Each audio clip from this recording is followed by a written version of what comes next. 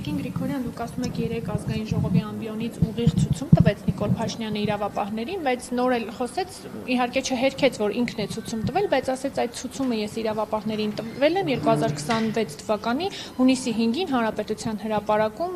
իրենց հանրավաքի եզրափակիչ ելույթի ժամանակ։ Դե սա արդեն հասկանում ենք, չէ, սա արդեն հասկանում ենք, չէ, որ պետության տարբեր ճյուղերի միջև ուղղակի բացակայում է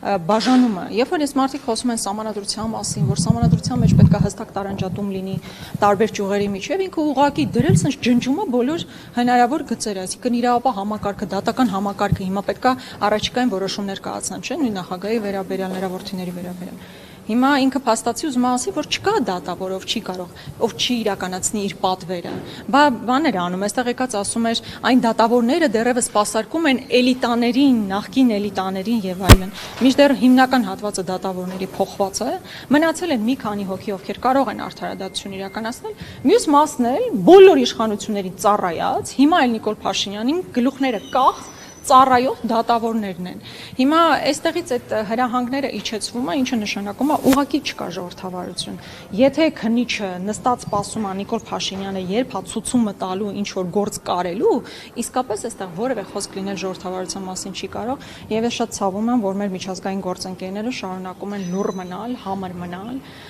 որևէ տառ ու բառ չեն արտասանում, որտեղ ամենայն հավանականությամբ այս իշխանությունների վարած արտաքին քաղաքականությունը տեղավորվում է իրենց պատկերացումների մեջ, դրա համար լռում են, բայց ես շատ ցավով եմ ասում, որովհետև առիթներ ունենում ենք խոսելու, հաճախ համաձայնում են, գլուխները կախ լսում են, այս առումով, որ դե հա, էս է իրավիճակը, բայց բան ասել, բան անել չենք կարող։ Իր ամփոփիչ ելույթ ամբողջովին նվիրված էր հերրակաբանավեճի Ռոբերտ Քոչարյանի հետ, չնայած արդեն ձերբակալել որոշումը կայացված է, մեղադրանքը ներկայացնում են։ Ինչու է շարունակում Քոչարյանի հետ կռիվ տալ Նիկոլ Փաշինյանը, երբ որ իրավական բոլոր լծակներով ինքը արդեն, այսպես ասած, հանգուցալուծում է իր ուզած ձևով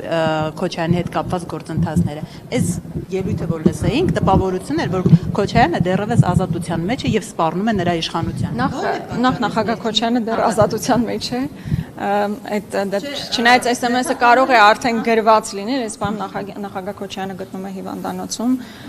այդ պահը երբևէ չի շեշտադրվել նախորդ ամիսներին եւս, բայց 2 շաբաթ առաջ նախագահ Քոչարյանը սրտի վիրահատություն է ունեցել, հիմա էլ գտնվում է հիվանդանոցում, հետագան պարզ կլինի, այսինքն կներկայացնեն կալանքի չներկայացնի, այս ուղղակի կարճ դիտարկում, որ դեռ ազատության մեջ է։ Բայց ինչու հատկապես նախագահ Քոչարյանի հետ այս հերրակա բանավեճը եւ մեզ հետ էլ քաղաքական ուժի եւ քաղաքական ուժի ղեկավարի հետ գնում է,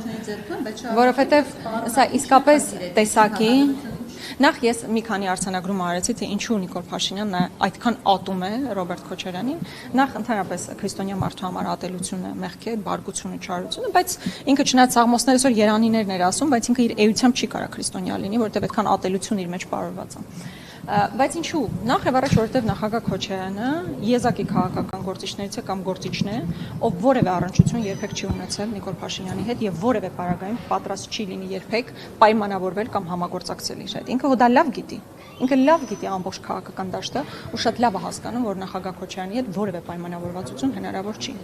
Եվ երկրորդը տեսակների ու մոտեցումների ընկալումների տարբերությունն է։ Մենք խոսում ենք հայկական բովանդակությամբ Հայաստանի Հանրապետության մասին, ինքը իբր այսպես փաթեթավորում է 4-րդ հանրապետություն, որի տակ ամբողջական ադրբեջանական նարատիվներն են տեղակայված։ Ու դրա համար է այս գաղափարական այո տեսակի եւ գաղափարական պայքարի խնդիրը։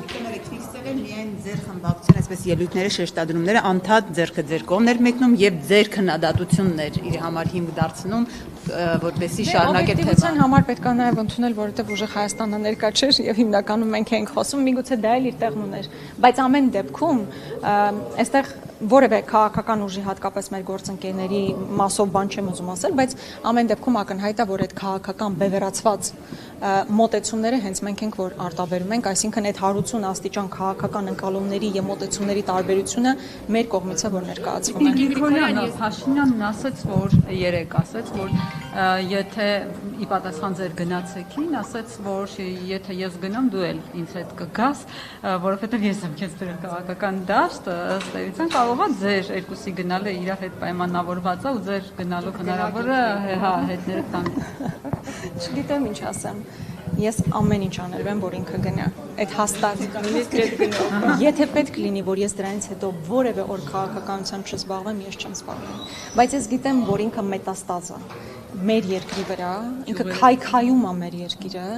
իմ պետությունը քայքայողն է։ Այսօր առավոտից իրիկու մենք ավետյաց երկրում ենք, մենք գտել ենք մեր ավետյաց երկիրը, կարծես ուրիշ տեղ ենք եկանք ավետյաց երկիր։ Ես այս ավետյաց երկրում ծնվել մեծացել եմ։ Հիմա եկելից համոզում եմ, որ դուք վերջապես մենք ձեզ համար բացահայտել ենք ավետյաց երկիրը։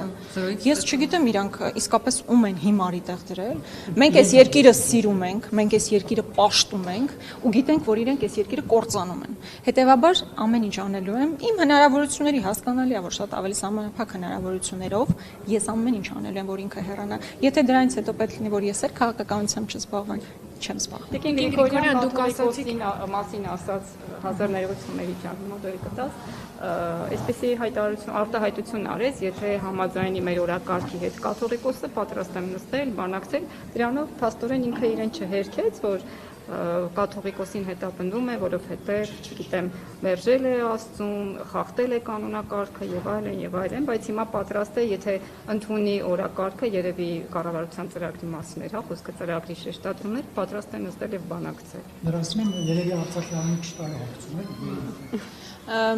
Կարծում եմ բոլոր հնարավոր կարմիր գծերը խախտված են։ Ես իհարկե կաթողիկոսի անունից դա չեմ կարող ասել, որտեղ ամեն դեպքում կաթողիկոսը պետք է իր խոհեմությամբ եւ իր դիրքից ելնելով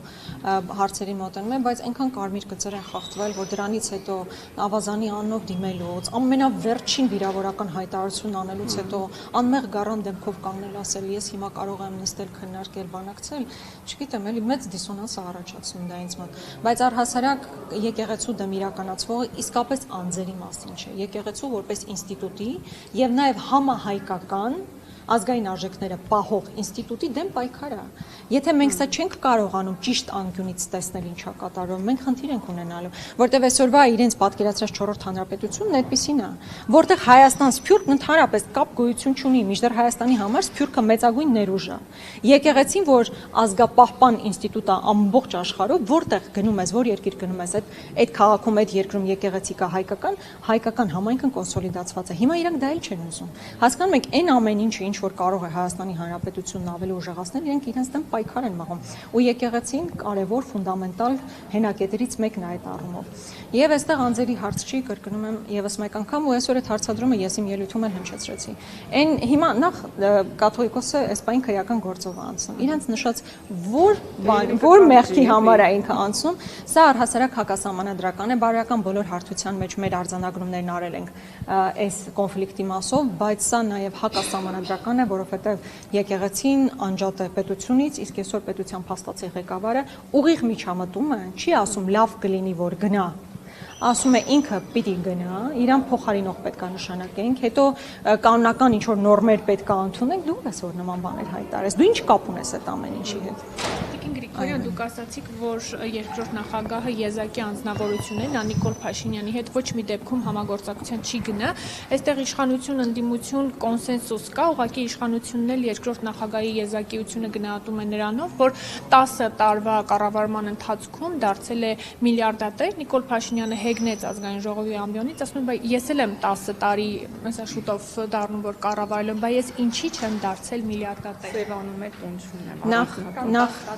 Նախ այդ իրավական մնացած գործընթացների մասին ես ասպայն որևէ բան չեմ ասի, որովհետև 8 տարվա մեջ ամենաանհավանական բաներն ասել են, հետո այդ ամեն ինչը ջրվել անցել է։ Հիմա այս մի գործը չլինի, ուրիշ գործ կկարեին, այդ գործը չկարեին, այլ գործ կկարեին, դա ակնհայտ է, փաստորեն իշխանության մոտ 9-րդ տարում եկել հիշել են, որ ինչ որ գործեր կան դարակում, որ պետքա բացահայտվեն։ Իսկ ինքը ինչ ունի չունի, կամ իր շրջապատը մերձավոր, ոչ այնքան մերձավոր շրջապատը ինչ ունի թե չունի, կբացահայտվի որօրինքը, որ իշխանություն չլինի։ Այդ ժամանակ մենք կտեսնենք, թե իրականում ինչպիսի չարաշահումներ են եղել եւ ինչպիսի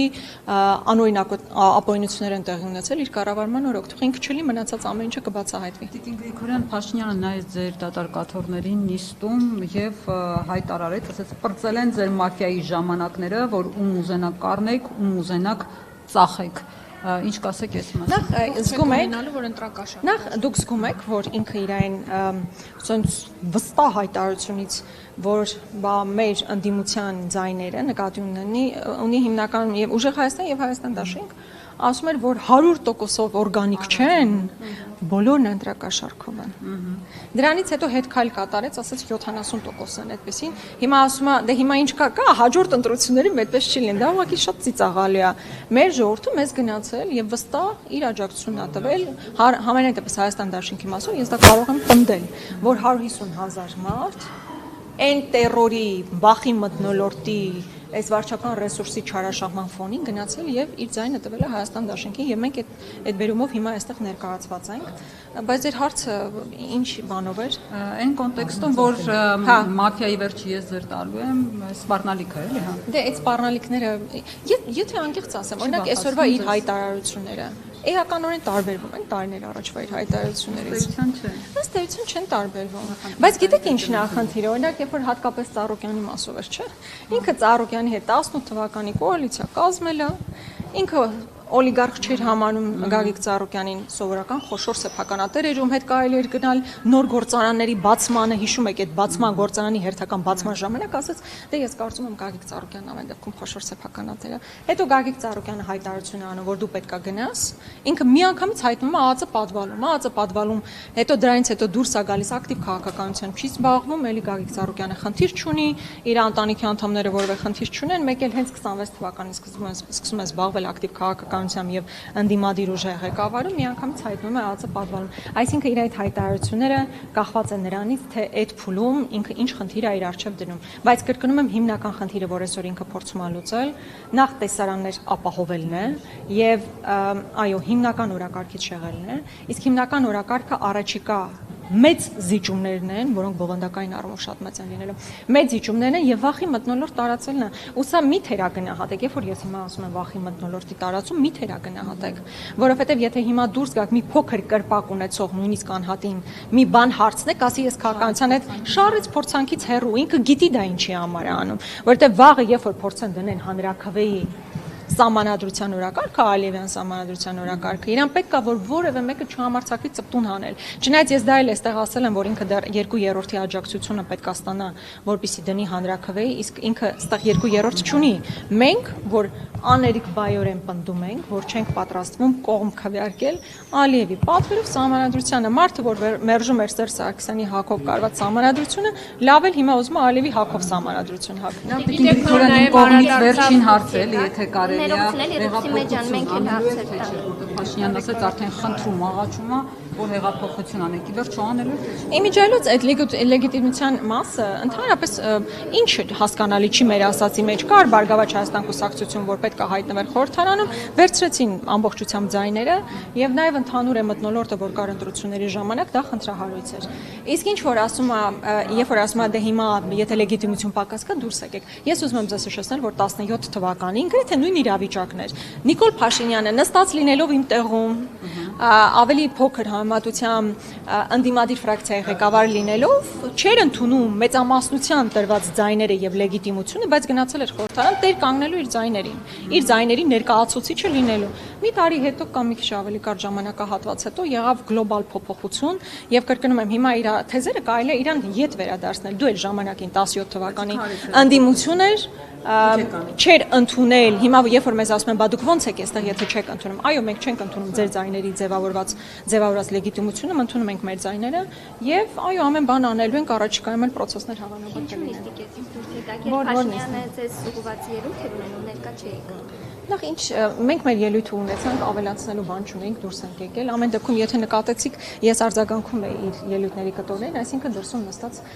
նաև հետևում ենք։ Դա խնդիր չի։ Միջալոց դա ինչ որ քննարկման առիթ է դառնում։ Ընդդիմությունը ինչու նստած չի, ինչու այսպես նստած չի։ Ընդդիմությունը կարող է գնալ, երբ որ կարիք կա ինչ որ բան ասելու եւ այնտեղ չլինել, եթե բան չունենք ասելու այդ փորը։ Անչի նեղանան գնալ ամեն Ես չեմ կարծում, որ դա մեզ էր վերաբերում։ Տիկին Գրիգորյան նաև երկրորդ նախագահին ու Գագիկ Ծառուկյանին իրար հետ հիշատակեց Նիկոլ Փաշինյանը նշելով, որ Գագիկ Ծառուկյանը ժամանակին ասում էր կենսաթոշակները պետք է հավասար լինեն նվազագույն